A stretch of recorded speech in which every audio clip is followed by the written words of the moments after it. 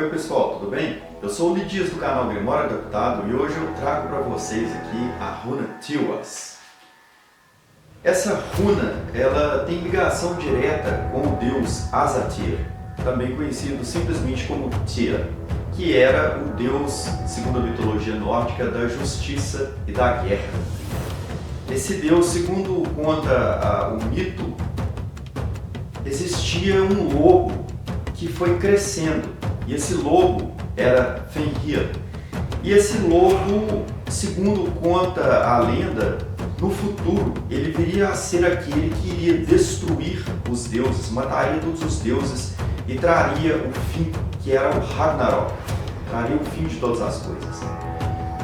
Então Odin fez então uma assembleia com todos os deuses para discutir uma forma de tentar conter esse lobo a fim de prolongar esse episódio, esse fato. E eles então resolveram que Odin levou esse lobo para um lugar, para um passeio, e ali nesse lugar eles usaram da seguinte tática. Trouxeram uma corrente. Odin ele instigou o lobo a provar da sua força, como ele estava crescendo, era forte, poderoso, e queria provar então se ele era capaz de romper aquelas correntes que eles tinham ali. E o lobo aceitou o desafio. Colocaram as correntes dele, ele fez um movimento ali que não teve esforço nenhum e quebrou aquelas correntes. Eles ficaram assustados com isso.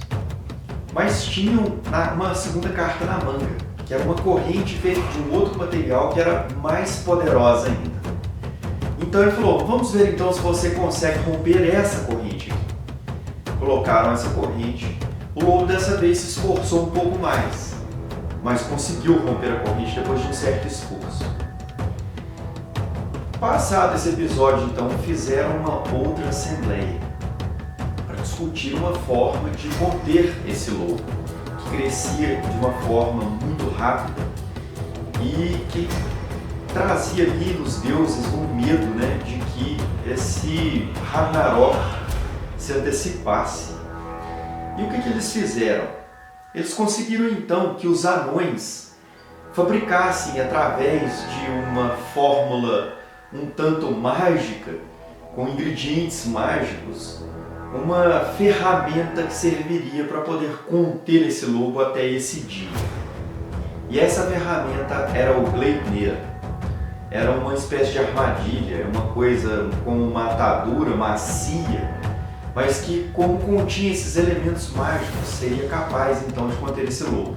E que elementos seriam esses? Aí a mitologia cita,